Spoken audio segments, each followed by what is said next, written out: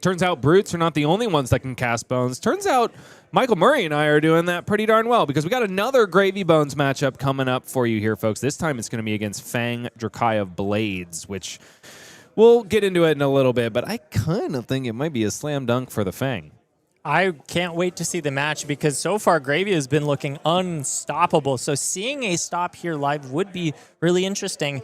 Can't wait to see how it plays out. Well, first we got to touch on these standings here, Michael. We've got a lot on the line here. One of our players is in contention here in spot number 4. It's Patrick Rubakova, who will be piloting Fang Dracai of Blades. He is going to try to secure his spot in the Players' Championship because he is not going to be in attendance, at least for next month. So we would love to get as many AGE points as he needs right here, right now. Our other competitor was our round 1 stream from earlier today, Charles Dunn, who is not even on this list. He is sitting at a measly 2 AGE open points right now. So he is trying to fight his way into the Players' Championship. Patrick is trying to secure his spot. He's going to need to fight very hard and get a lot of wins in the next couple rounds because, or not rounds, but AGE showings because, yeah, 2 is not a lot.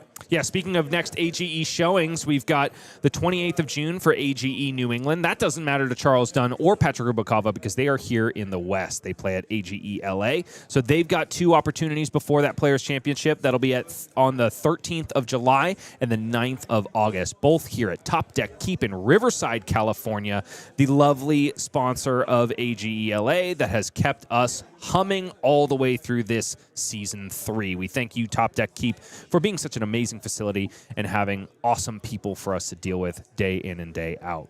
So we are going to proceed down to the match area in just a little bit. Players are shuffling up right now, sizing each other up, and luckily because Peter Budensic is not involved in this feature matchup, probably not trash-talking each other. You never know. Patrick can go hard when he wants to. He can. Charles, however, I don't know if I've ever heard him say a bad word about somebody. He's the nicest guy I've ever met. Really? Hold on. I know a lot of bad people. What about this guy? All right. I stand by what I said, Mr. Mayonnaise hater. I said too many things about your condiment choices last month, didn't I? Yeah. I'm still steaming, but it's okay. We don't have steamed mayonnaise on the menu. No, that would be disgusting. Vile. So none of that, please. We're going to check in with our producer, Justin. How we doing? Let's go ahead and get on down to the match area. Swell the music, folks, because I think Patrick on the right side of your screen is going to be killing some zombies right and left. I don't have stake in this, but Patrick is one of my teammates and also the main guy that I've been working on this list with. So maybe I do have some stake in this after all. Well, at least a little bit of bias. But the one thing that I think is really important is if you are going to be playing Flesh and Blood in this meta, that you have an answer to Gravy Bones. And it sounds like Patrick may be confident that he does. Looking forward to seeing how this game plays out. Peter said it himself. Like, the meta is still pretty darn wide open. This is a brand new Flesh and Blood meta and a brand new booster set. And Gravy Bones is making a lot of waves. I tend to think, however, that if Gravy Bones is going to be a mainstay and we're going to be seeing him everywhere as one of the most popular heroes, Fang is in a really good spot. So we'll see if Patrick can get it done here. Generating a fealty token on turn 1 is one way to do it. Yeah, great start for Fang. Love those fealties, and getting online this quickly would be great. It's back over to Charles, though, who has 1 gold to speak of.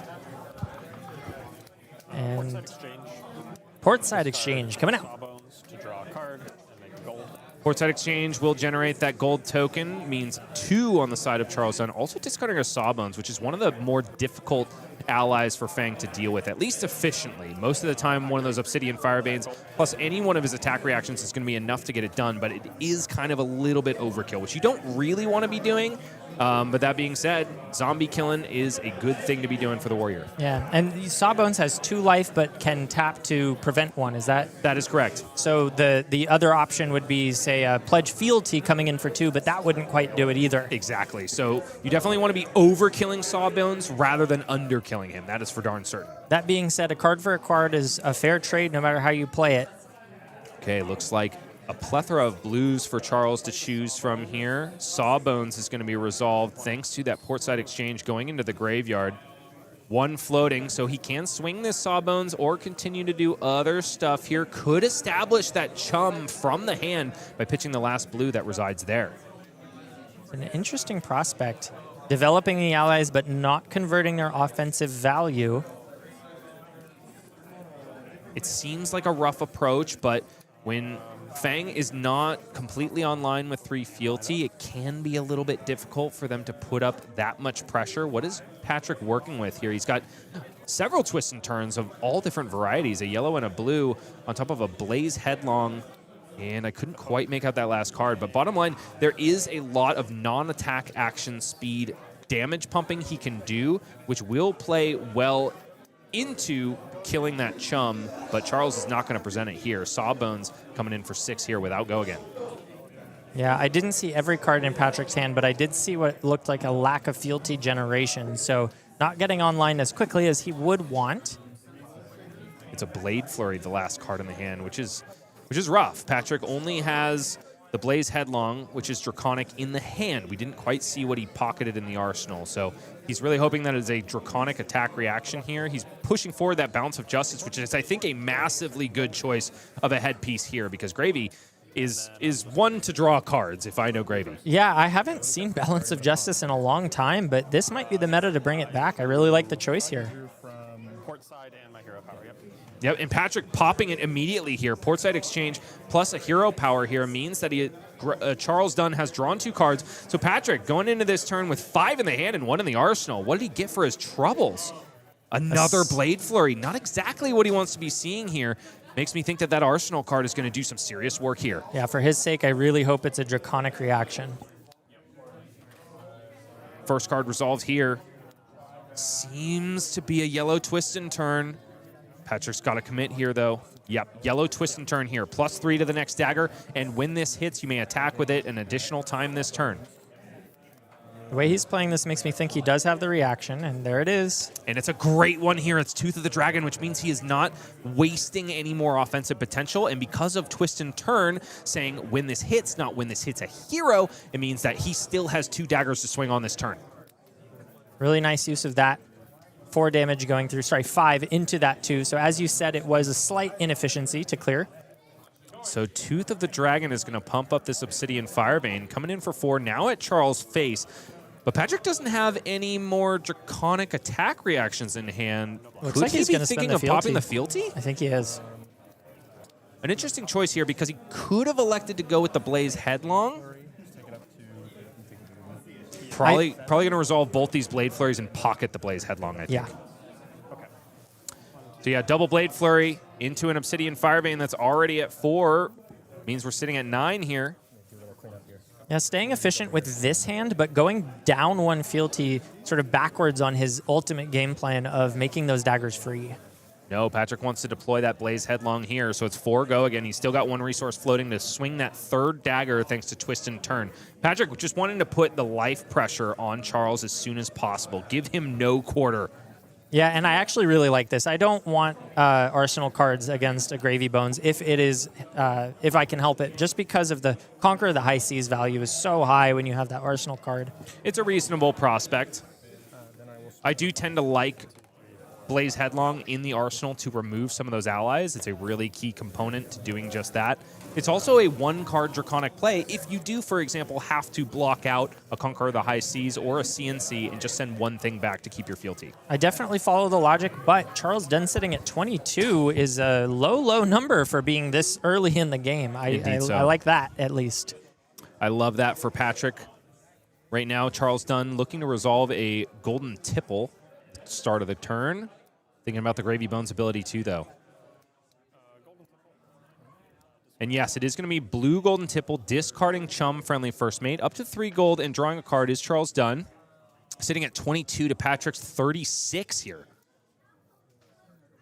One thing I do have to mention about the Fang list I've been working on for a long time with Patrick is that one of the value propositions of it is that thanks to the inclusion of many resource cards compared to a lot of other Dracais of Blades, is that you can play the game still without being online. Sure, you would rather be there, but because you have a lot of resource cards, you're not dead in the water if you haven't been able to turn your Fang hero ability online in the first 3 turns of the game. Yeah, and I'm also just noticing the boot piece for Patrick. I am so used to seeing Valiant Dynamos. Exactly, Valiant Dynamos. But it makes sense because you don't want the game to go long against Gravy. The longer the game goes, the more allies you have to kill. I honestly tend to think that I like the game going long against Gravy because once the hero ability is turned on, I can just sit in Value Town and block a lot. This is something where Patrick and I differ a lot. Like, he tends to bring in Dragon Scalar Flight Path in situations where I don't think it's necessary. That being said, this is also the first time Patrick has ever played this matchup. Fair. 2 resources and a gold to draw a card. Sure. Charles drawing a card off of one of those 3 golds that he had floating, down to 2 now. 3 cards in hand. What does he get for his troubles? It's another Chum in the hand, a Lead the Charge, and a Conqueror of the High Seas. He activates Gravy, which means that now he can send that boat. 8 go again, and Patrick looking awfully clairvoyant here after getting rid of that arsenal. Yeah, it's just the one power card that really turns games around is that Conqueror. It represents so much value when it gets sent. So being off Arsenal is a wise decision, in my opinion, as long as you are facing down anybody that can bring the Conqueror of the High Seas. Charles is, however, thumbing a Lead the Charge. Really wanting to sequence this turn correctly. That makes sense to me. Okay. Charles says it adds up, so here comes Lead the Charge getting played out here. Dead Threads plus a blue to play a Chum. You've got 2 action points. Chum From here, 1 from its has go again thanks to the compass, and Lead the Charge also generates an extra action point, so 2 remain floating here. And attack. Hook has been activated, and Chum comes in for 4. 1 action point remaining here for Charles Dunn. Patrick has to decide if he is willing to let his opponent have a gold token. Importantly, a gold was already generated off the Golden Tipple, so this is not dangerous to the Hook holder. Sync below, any sync? Patrick says no blocks here because he's got a sink below lying in wait, which is A-okay with him. No sink, though. Loves the rest of the context of this hand. Charles closing the combat chain to play Call to the Grave, probably finding a super powerful ally to resolve on this turn. Diamond Amulet. Oh, it's the Diamond Amulet. An even better choice. Going for value. I guess setup. All my last card. Yeah, this is a huge setup turn for Charles. Means he's going to bank those action points for later. Diamond Amulet can be popped at instant speed anytime henceforth for Charles to resolve, heck, 2 allies or swing 2 allies, and he's pocketing that Conqueror of the High Seas for a later day. Yeah, may not be value this turn, but financial value sitting on the board has gone way up. Patrick thumbing through the remaining 3 cards after blocking with a sink below. Looks like a pitch of a twist and turn into Obsidian Firevein. No blocks for Charles. Pledge Fealty comes out and restarts his loyalty to his Emperor. 1 Fealty on the board, 2 go again. Excuse me, both of these attacks are going at Chum, and Patrick is generating plenty of loyalty here. That's 2 Fealty tokens thanks to a firm loyalty on that second dagger, and bye-bye Chum. Yeah, that's really nice. One of the upsides of these reactions here is a lot of them don't care about what target they're hitting. The marks do, but in this case, a mark wasn't played. And there it is, zombie down and 2 fealties generated. So Patrick not doing any more damage to Charles himself, but really slowing down that game plan. Yep, Charles now with a 5-card hand and a big old watery grave to work with, though. Still kind of doesn't want to be resolving that Conqueror of the High Seas in the arsenal because Patrick is off of his own. Yeah, I think Charles was smart to put it there and hope to get more value out of it in a later turn, but now instead he will have to just churn out allies. I wonder if we'll see him using some of those action points now or if he wants to keep holding on to them. And the deck churn continues here. Jittery Bones sends Rigor Mortis, that gangly friend of Gravy Bones, into the graveyard. Pitching a back alley breakline is Charles Dunn in order to resolve Rigor Mortis. Use Mage Master Boots. And it's the Mage Master Boots turn. 2 allies coming out this turn. Chum brings us down to 0 floating. An activation of Dread Threads probably means a swing of the Rigor Mortis. Here comes 6. Yeah. I mean, it's just that kind of slow build-up. Not a lot of offensive pressure here yet. But with the action point now sitting on the board for later use, you know that he has the capacity to go wide as long as he has the high-powered allies sitting there threatening. Patrick has another good answer here. He's got Tooth of the Dragon plus a blue and a twist and turn. I think that was, is that a red one? It is red. So he can get his first dagger up to 6 in order to kill that Chum. But then the question remains, how does he follow up and kill Rigor Mortis? He might have to leave it for 1 turn here. But I think that's okay. Like, you don't have to kill every single ally every turn as Fang Dracai of Blades. You can leave one here or there. You mentioned that he has the Tooth of the Dragon, right? Mm-hmm. Which represents 2 power. How do you feel about clearing the Rigor Mortis instead? I don't like it. I want Chum killed on sight. Okay. So I tend to think that the play line here is twist and turn, swing dagger at Chum, Tooth of the Dragon in order to get it up to the 6 power, and then maybe follow up and kill Rigor Mortis after that, which is probably why Patrick is ditching this for the Dracai. Really powerful card, but without a mark, not really as useful as it otherwise could be. It's also important to mention here, folks, that Grains of Blood Spill, one of the namesake cards of Fang, is activated every time a weapon hits. It doesn't have to hit an ally. You can hit... it doesn't have to hit a hero. It can hit an ally and generate a Vigor token. And that's every time a weapon hits. We actually see him putting 2 into the Chum first and just kind of 1 card clearing or 2 card clearing it. Holding back that twist and turn for another day. Now he's got an arsenal, though, which means Charles Dunn with the Conqueror waiting to get that value is ready to spring if he has the blues to support it. Charles with a full grip here. This is the scary bit about doing your due diligence on zombie clearing, is that you leave your opponent with a lot of cards in hand. But that being said, there can be awkward moments for the Gravy Bones deck when they are given full tempo. Charles, however, making a heads-up play of keeping that powerful boat in the arsenal until this very moment. Yeah, this play he has been crafting for the last 3 turns in a row and finally gets to unleash it. I'll start with a Conqueror of the High Seas for 8. And unleash it he shall off the back of a massive tidal wave. Here comes Conqueror of the High Seas, threatening to gobble Patrick's arsenal and create a gold token for his effort. And depending on the texture of Patrick's hand, he still has a lot of armor to work with, which could work in his favor here if he needs to protect the arsenal. Patrick really doing well at finding these resource cards early, which is exactly what Fang wants to do. In this case, he's found himself an extra 1, which means that 3 can be devoted to the block here, and he's got enough armor to cover up the rest of it. And it looks like just that. 5 on the armor, and that redundant blue come out to block out Conqueror of the High Seas. Charles Dunn not holding on to a cheeky pummel, luckily for Patrick. Combat chain closed to play a Vast G and put a blue in the graveyard for Charles Dunn. A great follow-up here because Rigor Mortis is going to come in for 6 go again. 1 resource still floating here. Yeah, and the starting with 8 into 6 go again into what I have to assume is another ally from Grave. It's a lot of offensive power coming out of Charles this turn. So really taking advantage of that turn that he built up. Even though he didn't get the arsenal out of Patrick, he's still getting a ton of damage. Gravy Bones activation here to put Oyston in the graveyard.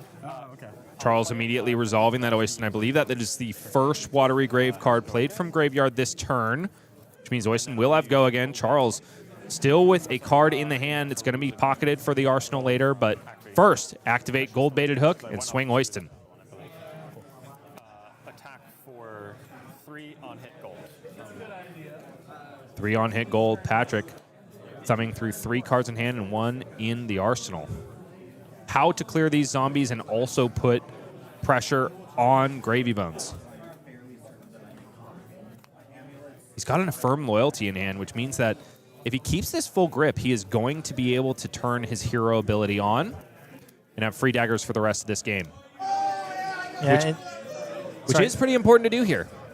It is. It is. I'm trying to zoom out right now and think about who's ahead. It feels dead even to me at the moment. In certain respects, it is. Patrick is doing a great job at killing chums whenever they rear their ugly heads, which is like the most awkward situation when you're playing against Gravy Bones. For example, when they've resolved both Chum and Sawbones. So he's doing a good job at keeping this board clear. We have not seen the final form of the Fang deck, though, because once daggers are free, the numbers just start crashing in Fang's favor. And I think that's why in my head it was starting to feel like Charles Dunn was gaining the advantage, because there was a 10 life lead that's now equal, and it looks like Patrick is falling behind a little bit, but I'm glad that you mentioned that once those fealties are online, things will shift once again as the game plans kind of go back and forth between the building of the gold and the building of the fealties. Sorry, the building of the allies and the building of the fealties. I'm really liking Twist and Turn in Patrick's deck right now. I'm not super high on this card, but against Gravy Bones, it does mean that you can always deploy all of the attack reactions that you want offensively and then keep a dagger in reserve for 1 power to, say, clear a Rigor Mortis or an Oyston. Yeah, the difference between being able to clear 2 or 3 or sometimes even 4 allies seems like a big deal here. Twist and Turn does say it has to hit, though. So if Patrick wanted to use a Tooth of the Dragon here, unlucky for him, it's a Searing Gaze, he would have had to get over the defenses of Charles in order to get that extra dagger swing. So Searing Gaze will connect for 3 right here. Patrick thinking, I think, about the Grains of Blood Spill trigger. The other thing that's amazing in the Warrior Weapons suite, equipment suite, to deal with these allies is the Brave Forge Bracers. Can be activated once you have hit with a weapon this turn. Doesn't have to hit an ally. Rigor Mortis going down to the Affirm Loyalty and Obsidian Firebane. Patrick activating Grains once more because it is whenever a weapon attack hits. And goodbye, Oyston. Patrick giving maximum respect to these zombies, doing his due diligence, clearing the entirety of the board, but also ripping 2 cards from Charles and taking 2 life points. And as you mentioned, now we are online as Patrick, so things may start to fall a little more in his favor as his value goes way up once those become free. Speaking of value, though, Charles Dunn, Chart the High Seas, not hitting a blue, though. Unfortunate. 2 allies go into the bin. They are both yellow, so they'll generate more gold tokens. This is more gold than we've seen Charles have in previous stream matches. Yeah, the gold here, not super useful, but of course, in the late game, that can spell doom as you cycle through your deck. So seeing a big stack of gold on Charles Dunn's side certainly matters at this point in the game. Charles seeing if he can put something together with this blue lead the charge. A blue card has gone into the grave. Thanks to Chart the High Seas, he's going to start drawing. Going to start using his riches, all of his plundered booty, to dig further into this deck and see if he can find some way to pressure Patrick. Yeah, he definitely needs to present something. 4 cards at a life equality at this moment would be a huge swing of tempo in the favor of Patrick if he can't threaten something meaningful. I definitely want to give the edge to Fang in this situation because now that Patrick is online, the life totals are going to start changing very quickly, and Charles has not been able to establish a super meaningful board in the face of all this pressure. The Mage Master boots are gone. There's not going to be a whole lot that he can do to establish that Patrick can't answer cleanly. Activate the hook and attack for 2, go again. Okay, 2 go again from this Limpet. Trot along. Also a hook activation, which means that Patrick has to decide if he wants to give more gold to Charles. But at 4, doesn't matter all that much. And yeah, Patrick taking 2 down to 19. Charles' life has eclipsed Patrick by 1 here. 20 plays 19. Yeah, and Charles doesn't seem to be very happy with this hand, trying to piece it together, but just kind of knows that 2 is not enough to do anything meaningful in this spot. I wonder how much he needed that Chart the High Seas to hit a blue in order to unlock this turn. He's going further into the deck, folks, popping another gold token back down to 4 after Limpet created 1. Charles also activating Gravy here. Probably found an ally, and yes, another Limpet goes into the graveyard here. And another blue. That is not what he needs. I think he's thinking about just keep digging with that gold. Fortunate that he had the big stack that he did, but... Yep, and a Sawbones comes out of the graveyard. Doesn't have Go Again here because Limpet already consumed the Go Again clause of the Compass. He could, however, activate that Diamond Amulet at instant speed to get his action point back. Just got to think that's not how he wants to use the amulet. He might be priced into it, but that thing is supposed to create a huge offensive power turn, not barely scrape you extra 5 damage on a 19 health opponent. He could be thinking, no, you're right, it is going to be a swing of the Sawbones. I was thinking perhaps he would go for a 3 ally turn and say, hey, Patrick, you can probably only kill 2 of these, take your best shot. But in this case, I think I like this swing a little bit better. I think Charles is realizing that his window in order to use that amulet to offensive potential is closing. Yeah, if you don't have a board to use, it just sits there and does nothing. 6 on the combat chain for Patrick are. Oh, and he's got himself a Hunt's End at the exact time that he needs it. A Warmonger's Diplomacy in the hand as well. Actually kind of an astute choice against Gravy Bones. Yeah, that's a really scary hand that Patrick has to work with, and I would not be surprised to see no blocks, but he is tanking a little bit, just making sure that's the decision that he wants to make. Again, this is the first ever Gravy Bones Patrick has come across, and even though I think it is a favored matchup, Gravy Bones is one of those decks that really punishes you if you don't have experience into him. Yep, and Patrick goes down to 13, loves the 4-card hand to work with, and about to send it all over. I don't blame him here, but if he is going to falter, if he is going to stumble, it will probably be when a Sawbones has been resolved and is on the in the arena for the Gravy opponent. That's when these decisions about how to clear allies becomes a lot trickier. Yeah, it can just represent that extra point that you need. Patrick indicating very pointedly that this Obsidian Firevein goes at Charles. And it looked like Charles was maybe a little surprised to see that. Probably means that Hunt's End is going to be the first attack reaction this combat chain. Generally speaking, players are not wanting to block the first Obsidian Firevein. However, Charles probably has a little bit of redundancy in this hand.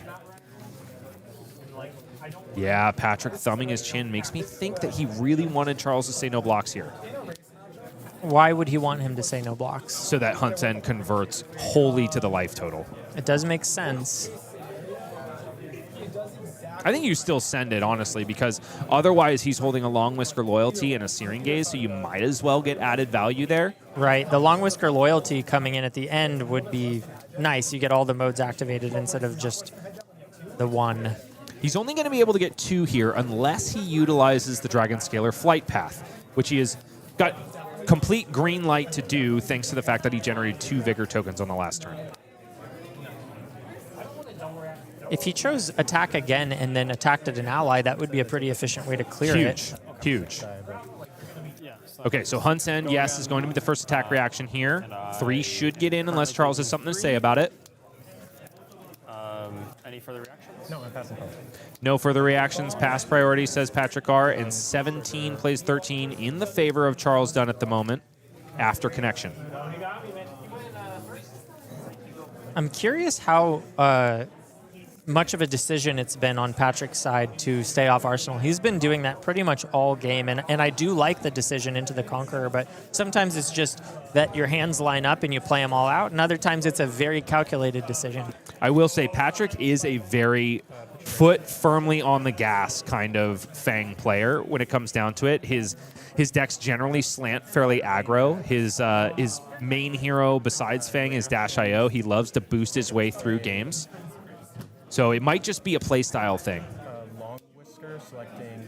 Okay, Long Whisker is going to come in on the second dagger here against Sawbones, probably buffing power and choosing an additional attack. And there it is. Sawbones goes bye-bye no matter whether Charles activates its ability or not. The one at Limpet. I'm going to pop in reactions. I'm going to pop Dragon. And here comes the Dragon Scalar Flight Path, giving go again to this Obsidian Firevein that was attacking Limpet, which means that the left-handed Obsidian Firevein can swing an additional time. Patrick converting both of those floating resources back into Vigor tokens, closing the combat chain for, yes, Warmonger's Diplomacy. That's a good one. I am curious to see how this does against Gravy Bones. I mean, it seems backbreaking to me. Maybe. I mean, like, Charles is still going to be able to go, I will just establish two allies instead of one in attack on this turn. So he's not. It's not going to make it. It's not like Azalea where he's going to IP3. Well, Charles is sitting on a 4-card hand at the moment, and we know that one of the ways that Gravy can stand against aggro decks is by presenting damage in the form of attack into create ally into attack with the ally. So that prevents that first attack from going off completely. If all you do is establish allies, I don't feel like you're progressing your game plan. Charles does, however, have Give No Quarter in the hand, which is non-attack. Looks like he said war, though, off of that Warmonger's Diplomacy. Yeah, I mean, that's kind of what I'm saying. I don't see how 2 allies gets you to where you want to be, especially with the speed that Patrick's clearing them. I would tend to agree with you, but I do believe there is a Whaler Humperdinck in the graveyard, and that would be the one that would make me want to say peace and, like, deal with me. Okay. You know? even then, it's only 7 health. If you're not swinging with the Whaler, I don't know. It's tough. It's a Yeah. tough choice. Any way you slice it. Double Whaler might be enough, but here Charles Dunn chooses something else. In this for case, Charles activates Gravy Bones, discards a blue. But because he chose War, he is simply not going to be able to play any of those allies out of the grave because they are all non-attack action cards. Unlucky. Restless Bones, he blows up the top card of his deck because he didn't have any allies in hand. Tried to find the go again, but just couldn't. Patrick taking a whopping 6 damage, down to 7 here, not afraid one bit. Yeah, so that Warmonger's Diplomacy really hurt Charles that turn. And, you know, it is a double-edged sword for Fang. Fang does run a lot of non-attack actions, so Patrick really hoping he didn't find any here, Yeah, the unless he twist can and pocket one. turns. Oh, no. Yep. And there it is. Thank you. Good Charles thing Dunn. Charles caught it. I'm going to send. Yeah, so hurting him. Patrick is stabbing himself in the gut right here, but he's also going to try to get Charles on the impale. 1 right here, 2 floating, 3 cards in hand, one of which is completely useless here. Yeah, despite preventing any ally creation, he still has a 10 life deficit to work through. So hopefully for his sake, this hand converts well, even though he's on War. Imperial Intent makes its way out onto the combat chain. This is a card that some Fang players are not necessarily high on, but it is contentious for some Fang players, you know, myself included. I don't particularly like running this card. It is just a, you know, textless Searing Gaze ultimately, but Patrick liking it. Patrick definitely feels comfortable with a lot of draconic options in his deck when he's playing Fang. Yeah, the aggressive slant is definitely showing here. And because there were no allies established on Charles' turn, Patrick has full leeway to go 100% to the face, and he is doing just that. Looks like 7 damage is what this blade is pumped up to now, down to 7. 7 plays 7.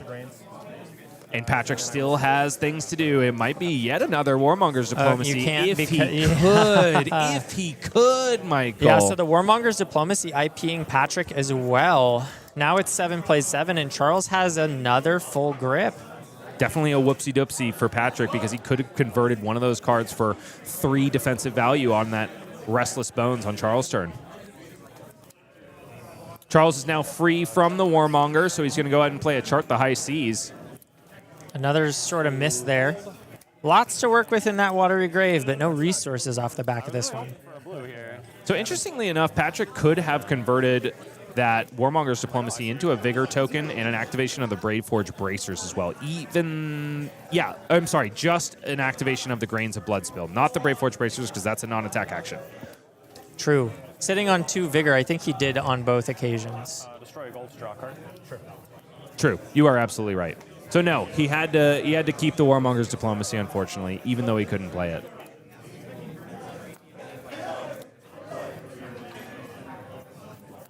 Charles hits off that High Seas.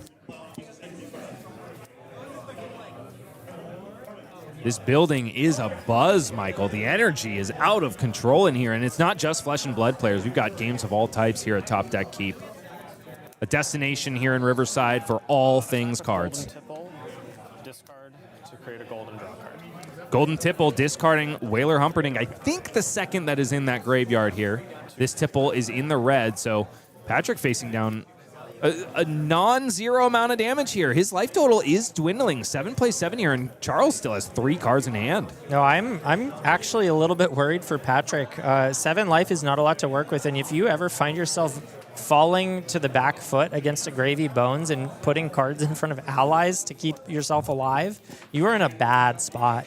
And this is the reason that I tend to keep Valiant Dynamos in this match, because it's not like, even though I feel the matchup is good, I don't think that Gravy Bones is not dishing out damage. I mean, it's coming every single turn. They've got Conqueror of the High Seas. They've got allies that swing for a boatload. So you got to respect the damage.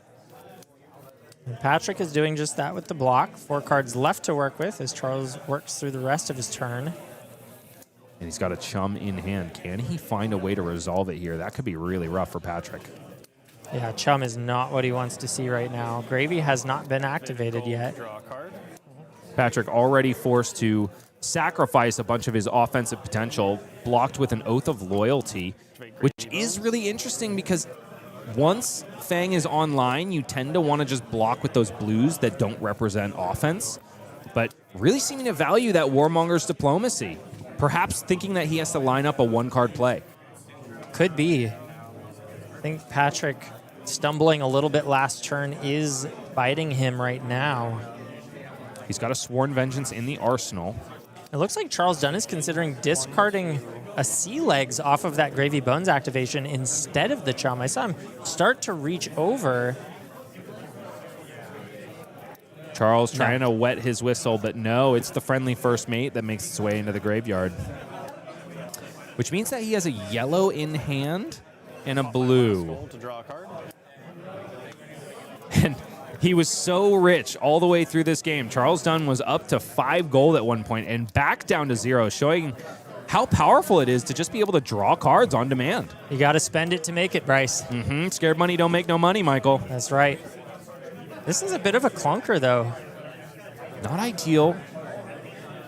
Has not resolved a card with Watery Grave from the graveyard yet.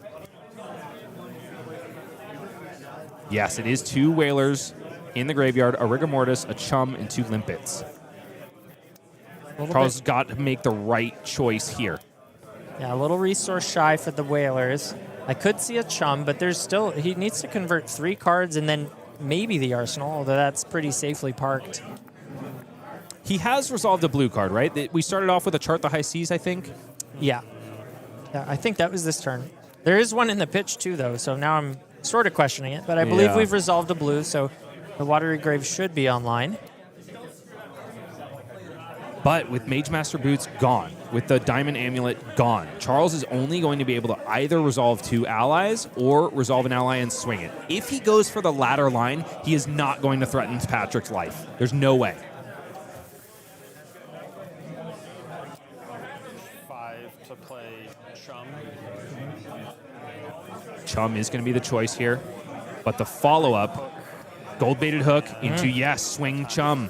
There's nothing stopping Patrick from taking all of this and sending it all back at Charles. And we could be in a situation where Patrick wants to go all gas at Charles, but one of the most powerful things about Chum is that he swings for free. So you essentially can block with 4 cards in hand and then swing a free Titan's Fall every single turn. As long as you don't draw that dreaded all-ally hand in the late game. And that is a very dangerous potential that Charles could be facing down. I do see a lot of allies in his Watery Grave, so perhaps ally thin in the deck, which is what he wants to be in this moment. But yeah, just sending the 4 right now, asking Patrick if he can convert all 5 cards. That's a scary spot. Patrick, without a super clean and clear-cut way to remove this Chum, he would have to waste some damage in order to do so. He could give maximum disrespect and go straight toward Charles, but I tend to think that that is a losing position when it comes to Chum. Yeah, I'm still figuring out this Chum card because while I do know how powerful it can be for them to sort of snipe a huge, tall attack, in a lot of cases, it seems like when they ask me to attack it, I was going to do it anyway. But no. Turn is the choice here. So Patrick holding on to that Warmonger's Diplomacy, really hoping that he can just stop Charles in his tracks for one more turn. 2 Vigor tokens popping here. Floating 2 resources, Patrick R. Thumbing that Sworn Vengeance in the arsenal. He's got a Blistering Blade in hand, so he could go Sworn Vengeance, swing Dagger at Chum, play Blistering Blade in order to clear the Chum and also get go again there, but then he's only sending probably 2 with the Brave Forge Bracers at Charles. Just not a lot of pressure. And yeah, Charles responding immediately to that non-attack action. Charles does have a lot of allies in hand, Michael. Wow. So protecting himself smartly, intelligently rather. And yes, goodbye Chum, thanks to Blistering Blade plus Sworn Vengeance. Patrick creating a Vigor token on hit there. But no, he says it's time for Warmonger's Diplomacy again. Surely I will not mess myself up yet again and try to play a non-attack action card. Charles. Onus is on him, but he's got himself a Conqueror of the High Seas. He probably can't get 2 blues in the pitch here, but it is still 7 when Patrick is at 7. And once again, Conqueror faces no arsenal. So Patrick doing a great job of dodging that. And I also really like the Warmongers without an arsenal as well, because if he draws the non-attack, he can place it somewhere afterwards if he can't use it. Charles thumbing through these options. I believe the choice was War. It indeed was, because here comes Conqueror of the High Seas, only for 7. No High Seas active here because we have a Whaler Humperdinck and a Give No Quarter in the pitch zone. A pretty underwhelming turn, but of course we're in the late game and both of these players have expended all of their armor, all of their resources. We're in the phase of flesh and blood where we are exhausted and swinging what we've got. Patrick has got 2 non-blocks in hand, but he's got a Hunt's End as well. Exactly what you want when your opponent is sub 10 life. It just becomes so hard to block Fang at this stage of the game. And Patrick smells blood. He's blocking just with his Grains of Blood spell, descending down to 1. No Valiant Dynamos here, folks. He's not going to be generating life points every turn. He thinks that this is what he needs to close out this game. Charles must be trembling in his boots. Yeah, he has this window here. There's no allies on the board. Nothing to think about other than attacking straight into the face of Gravy Bones. And it's Obsidian Fire Vein for 1 with endless possibilities in the hand of Patrick R. Charles, thinking about his block potential, there are 2 allies in hand, which means that this hand only blocks for 6. There are no gold tokens on the board, so he can't cycle any of these allies out. This might be it. That is not the hand you want when you're facing down a 4-card hand from Fang. Charles really hoping that Patrick is trying to be tricky with a Sigil or some such. Block 3 with Restless Bones. Priority back over to Patrick. What will be the choice? Does he have the sidestep? He does. He also has a Tooth of the Dragon and a Pledge Fealty. Oh, boy. Or I'm sorry, just a Pledge Fealty? Yeah, just a Pledge Fealty. Oh, that's a good hand. Oh, he's got Rake over the Coals in hand. Oh. This is a fantastic sidestep. But you know what he doesn't have, Michael, is ways to give additional attacks to his daggers. True. So this Rake over the Coals is not that powerful. Just representing 2, and maybe if you want to count it 3 as a reaction on this, but that would give this a clean block value. But here it goes, Rake over the Coals, bumping this dagger up to 3, and the Hunt's End, an additional 4 on top. This is 7. Charles is going to have to take 4 here, down to 3. 1 plays 3. Patrick still with 2 cards in hand.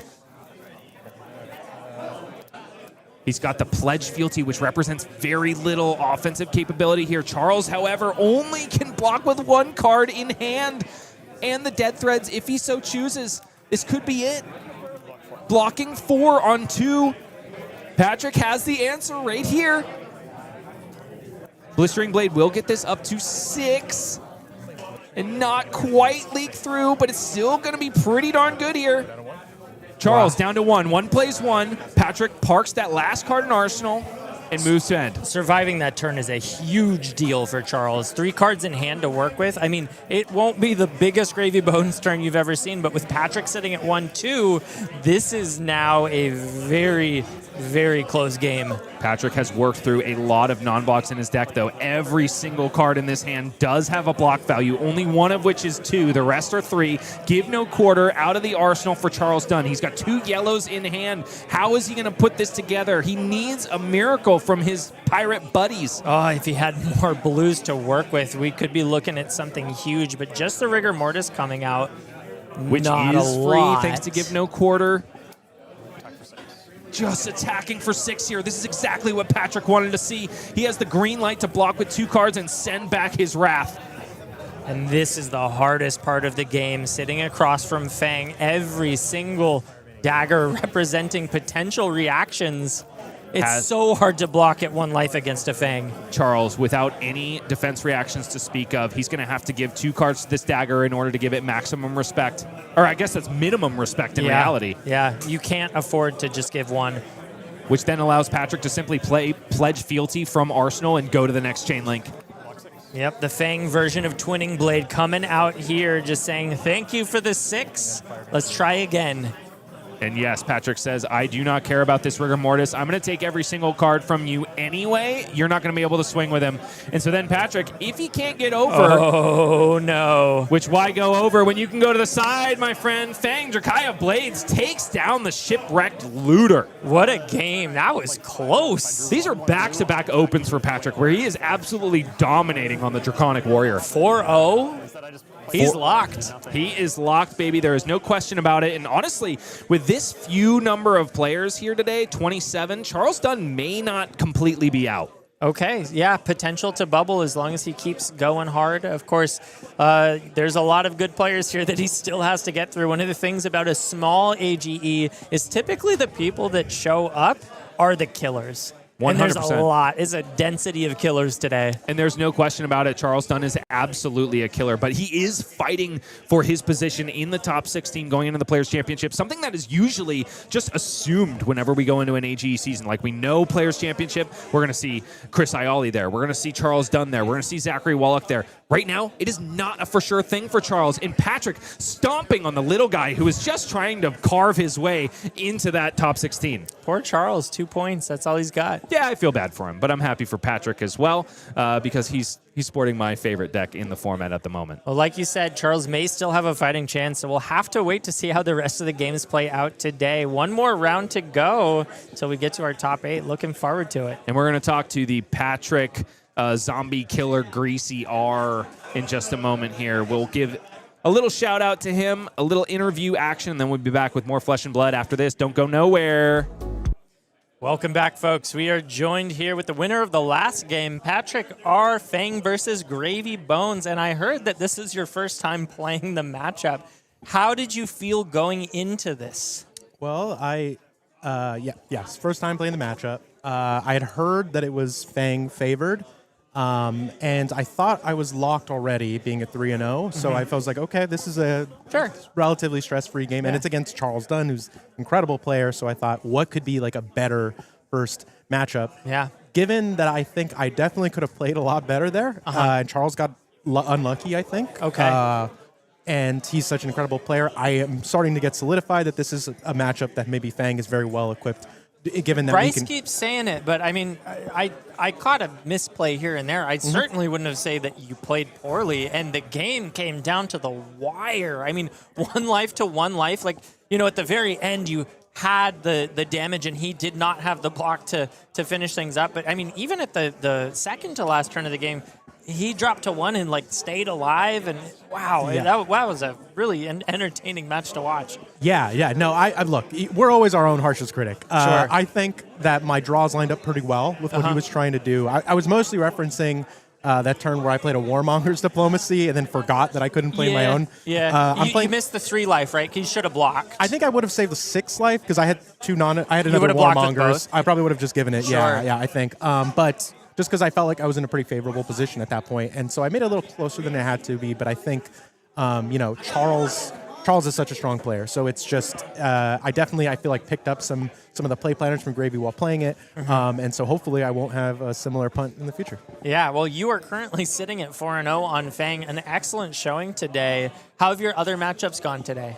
They've been great. My first matchup was a bye. Okay. my opponent Clark. Shout out to you, Clark. Had a little trouble getting here. After that, I got paired into a. Spare me. All right, Verdance, which is. That's a tough one for Fang. Yeah, I think so. But I drew up my hand and I had 2 pledge fealty to start off the game on turn 0. That's the thing about Fang. He giveth, he taketh away. Sure. So when you draw like that, it's really on you to drop those games. So had a lot of good pressure there. Round after that, I was up against my good pal Richard Trong on Dory, who I think was featured. Yeah, he was on stream. So in the Warrior matchup, it sounds like you took it. How do you feel about the Dory into Fang? I feel it's quite Fang favored. Okay. It's actually a point of not a contention. Sure. A debate between the two of us. And look, I know how much we've been treating the AG stream to Warrior mirrors there, but that would have been a great one because it really came down to the wire. He took me down to 1 or maybe 2 life. Wow. So he played really well. A lot of the room in here is a lot of very strong players. So it's you never feel like even in a favored matchup, that this is something you're going to just well, glide I mean, into. I think the Gravy Bones was a great example here. 1 life to 1 life. It came down to the wire. Speaking of the room, I'm just now, we are in a new meta. And so the question I want to ask everyone as I get them on camera is, how are you feeling about your deck into the overall meta? And how do you think things are shaping up? And like, what are you worried about? What are you trying to avoid? And what are you happy to pair into? Yeah, it's an excellent question, Michael. I think I do not know how I feel yet. I'm playing 2 Warmongers Diplomacy in my 80. I happen to draw both there into Charles, another piece of fortunate luck my way. But and I on the hunch that is something that is going to be good into all 3 of the new heroes, which I expected to see some of. I don't think we have a Puffin today, but the other 2 are present. There's Paul Selinsky, who's a very strong Azalea player around too. So I figured, send a little flak damage Paul's way. The impression I'm getting is that all 3 new heroes are heroes that Fang wants to see, so I'm feeling pretty good about it. I'm really interested, and I feel very lucky to have been able to play against Charles in the last game, because I'm just, Gravy Bones is the talk of the town, I think, and it's so, people are really excited to play. It's a really cool hero. It seems incredibly complex, and so, they're still figuring out what they're going to play, how they're going to play it, and I need to adapt to that. So really awesome practice. Really glad that I got to get this one in. Yeah, I think Gravy Bones is kind of giving, not flavor-wise, but just in terms of he's a super powerful, super popular hero at the same time. I'm getting a little bit of Aurora back, so the changes to LL I think will be really good as we see so many people. I mean, we've got double the Gravy today of any other hero, and I expect to kind of keep seeing that. Of course, Gravy Bones being a harder deck to pilot and possibly a more targetable deck than Aurora means that it's a bit of a different choice to bring it or not bring it to an event.